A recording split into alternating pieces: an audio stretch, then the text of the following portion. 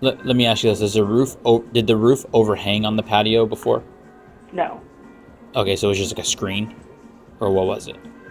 It was okay. So what it was basically it had like a canopy like that they built Hmm. that to made it look like a roof over the top, and they had the walls on the side built, which didn't make any sense to me because they had drywall put up. That's what I was trying to figure out. Yeah. Yeah.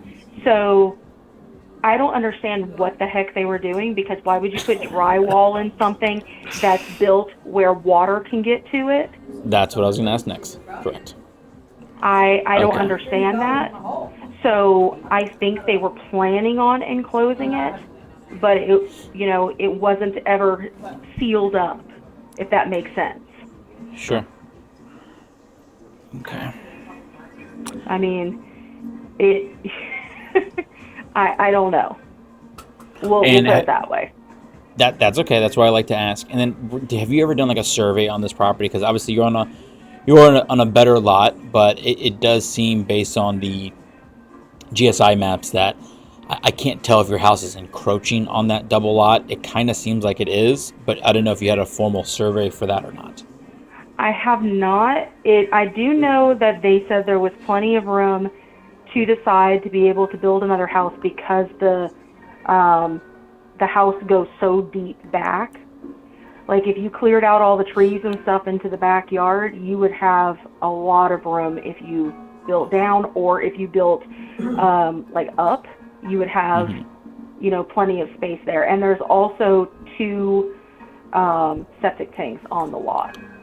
And then the other thing too is like there's the driveway. Like there's no driveway, and like getting the asphalt done, clearing out the land, getting the dirt, leveling it, get the asphalt done. Like that's just like, believe it or not, it's actually pretty expensive to get it all done. So it's just like stuff like that. Like we really want to make sure the house has good curb appeal. So it's like I'm not spending the traditional like, hey, like we got to do the roof, we got to do the floors and the paint and the kitchen. Like it's a little bit more extra stuff that it's hard for me to get to exactly to the 190. Well, if you were to have a conversation with your dad, and let's say, and again, I don't know if this is the right offer. I'm plugging it as you go. But if your dad was like, hey, dad, the best offer I got was 170, what do you think he'd say? Hell no. My father is 92 years old. Oh He wow. doesn't play games and Well, not at that age. I don't think. he wants his money back. Okay. So there's there's no wiggle room in that. And the last um the last offer was the only reason it fell through on the house was because they wanted to put two duplexes on the property and the city told them no. They said that they could put two single family homes but not two duplexes. They said it's not zoned for duplexes. Yeah, it's zoned R2. Let's see. See if I can And pull they up on a said map. obviously it is a double lot so you could put two houses, but Yeah, you can. My only concern would be I would want to get the survey done to verify. Like I looked at a house in Winter Park, and the gentleman told me the same thing. And which again, if you look at it from a map, it looks like, oh yeah, just put a line right through the middle, and it happened to be his house was encroaching on that line by like a foot, like 12 inches. And because of that, the only way the city would allow you to build it is by tearing down the existing house, which that didn't make sense. The house was already like 3,000 square feet. But that's how the city is because you can't have any kind of encroaching because the lots have to be a certain size. Um, Usually it's like 50 foot of frontage in most areas in Orange County. the thing is with that area though too is like it's going to be like prime property within the next like year and a half because they're building that multi-billion dollar sports complex Mm. within like a mile and a half, 2 miles from our house. Wow. Is that Do you know the name of it? I can't think of the name. Is it I can't think of what it's called over there, but I Yeah. guess they're going to be breaking ground on it sometime this month or next month, Nice. and it's going to be like 100-acre project that they're putting over Jeez. there. It's going to be the sports complex, a big giant parking garage. They're going to have, I don't like stupid, ridiculous. They said something about a possible hotel.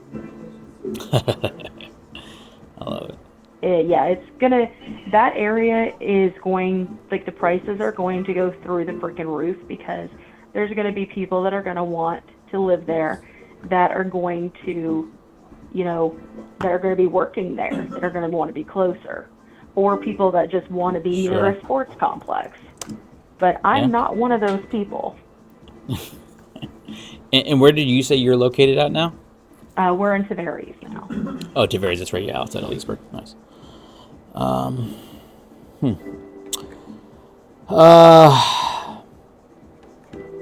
Tina, I don't hate the house.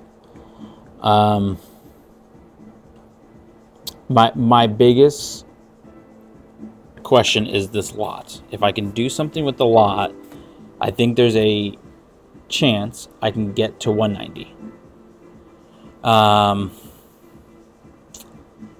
But if I can't, I would have to revisit the offer for the house. Now, the house, in my opinion, between you and I believe the house does get a little bit more boost in value if you can't split the lot compared to your neighbors, because, you know, that's still a bonus feature. You get a larger lot than your neighbor, so it will help a little bit on an appraisal.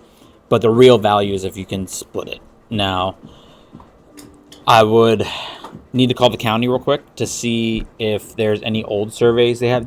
Are you aware of any old surveys, like when you originally guys bought the house, of getting a survey done at all? Or No, I never did anything like that. My realtor was just a realtor for my church. It was a foreclosure when I bought it. You know, it was a quick, the deal was done through the bank within a week. So I never had any surveys done. Okay, no worries. Yeah, because I'm on the GSI, and it might look promising, but I'd have to call to see if they have any old surveys. If we can even get you to the 190, what would you like the next steps to be?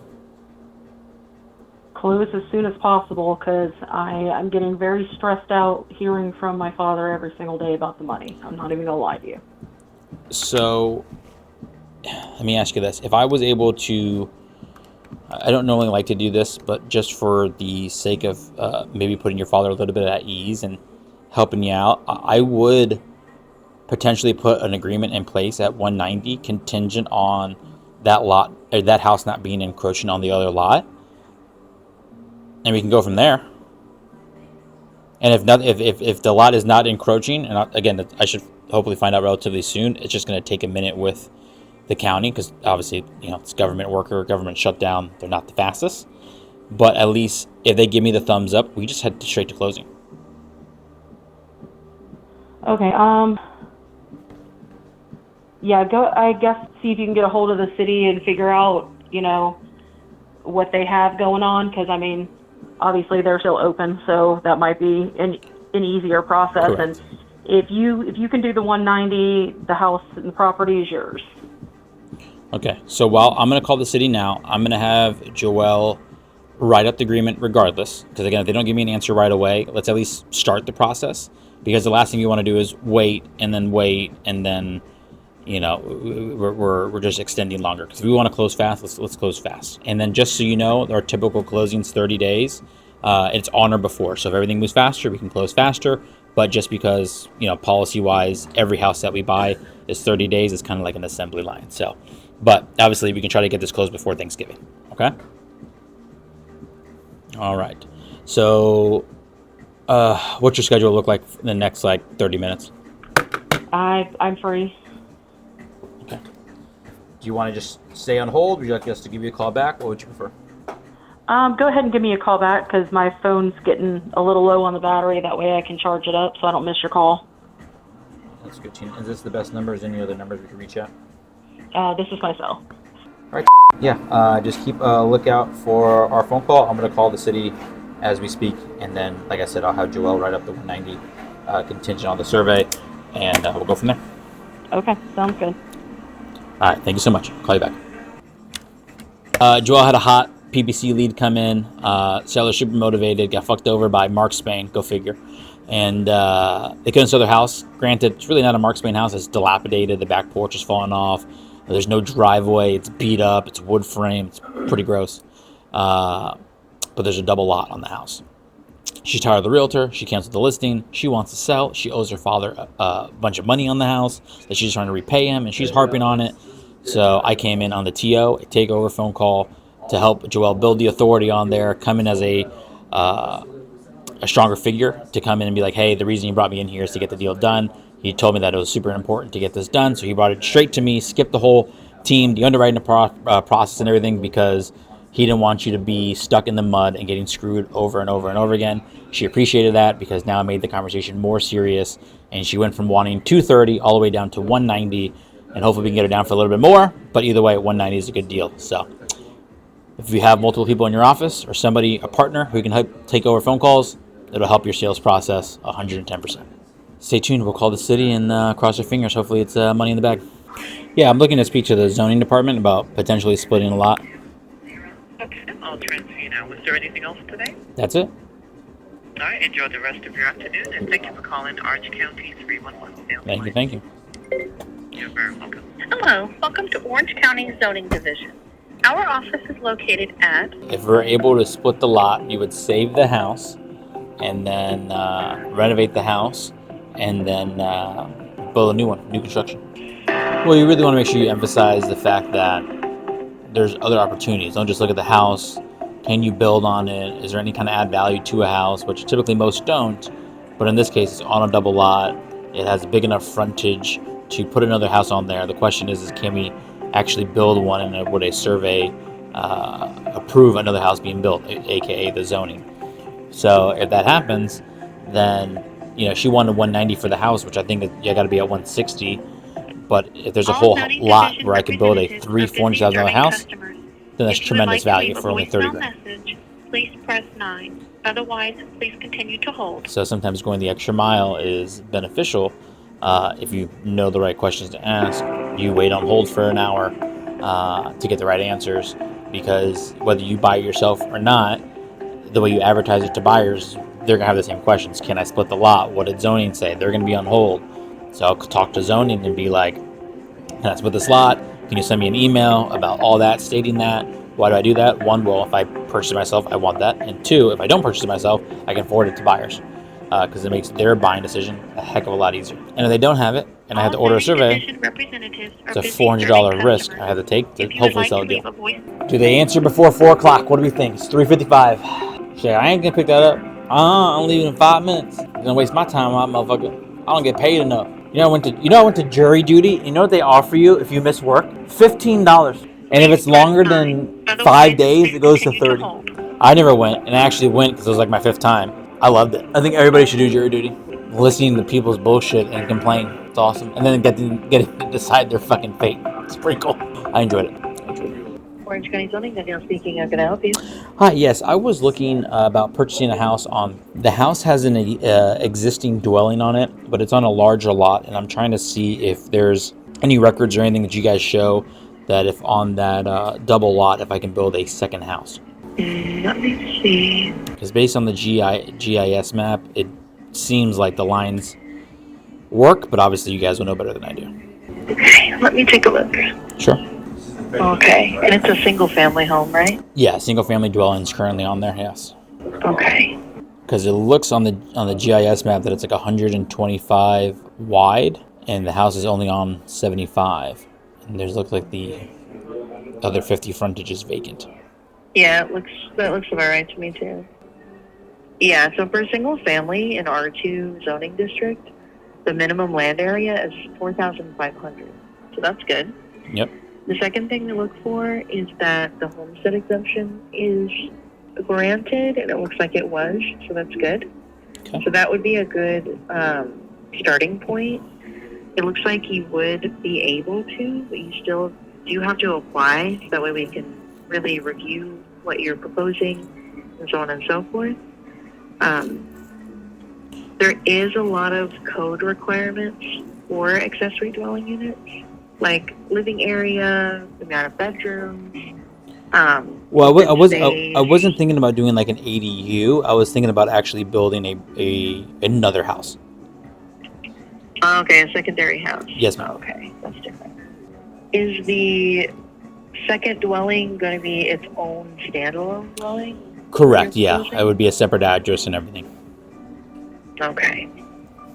So for you to be able to do that, the R2 zoning district, you would need a minimum of 9,000 square feet of land area and 90 feet of lot width. 90, really? Yes.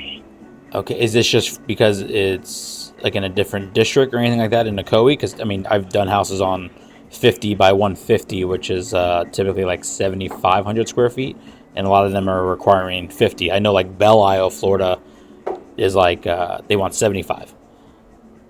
It depends on the jurisdiction, really. For us, per section 38-1501, the R2 district for 2 dwelling units, if they are separate, require 9,000 square feet of land area and 90 feet of lot width. Oh, you mean for the whole parcel though to be split? Correct. Okay, then I meet that requirement because I'm 125 on the width. Okay, gotcha. Yeah. I thought you were saying just for the And then new secondary dwelling. And I was like, okay, gotcha. No. We would no. Okay, so we're good And here. then the living area has to be a minimum of 1,000 square feet. Yep. And then as for the setbacks, okay, so you get the larger setbacks. So that would be 25 feet from the front property line, 25 feet from the rear property line, and 6 feet from the sides. Yep. And the maximum height is 35 feet. Okay. And then if I need to go get those approvals like you were talking about before, how would I go about that?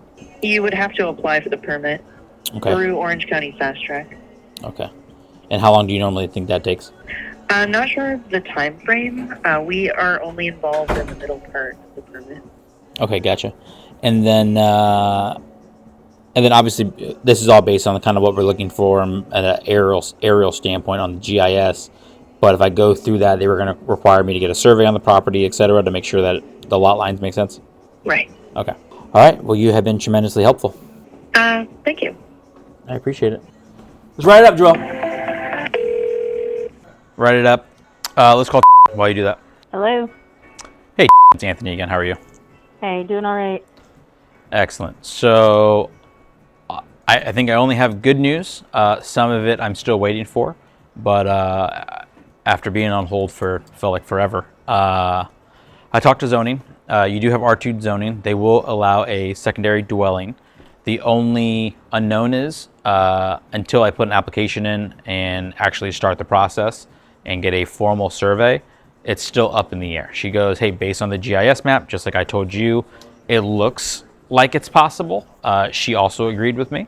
But she's like, again, even though it looks good to me on my side, which I feel very confident, we both know that, until you actually get the application in, get the permits, get it properly surveyed, that is up in the air. So I told Joelle Tina to get the agreement up and running.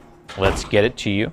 And then the only contingency is going to be if the survey comes back and I can't build a second dwelling, that would be the only reason we could, quote unquote, walk away.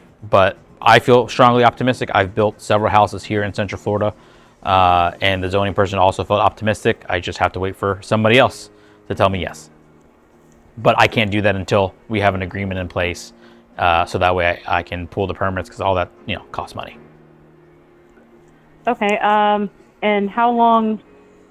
Just because I'm honestly sick and tired of being like strung, on the line here. How long would it take for you to know for sure, to get the information? I would say probably no longer than the end of next week, probably sooner, realistically. Okay. Yeah. Okay, so probably around a week. Okay. Yeah, we're fast. And again, we're local, so we know the right people. Again, I don't want to tell you it's a definite, but I feel strongly confident. I mean, even zoning, I was on hold for maybe 10, 15 minutes, and I got all the questions done. So the only concern would be if the surveyor, for some reason, has a crazy schedule, and he's like, has to put me out a week or two.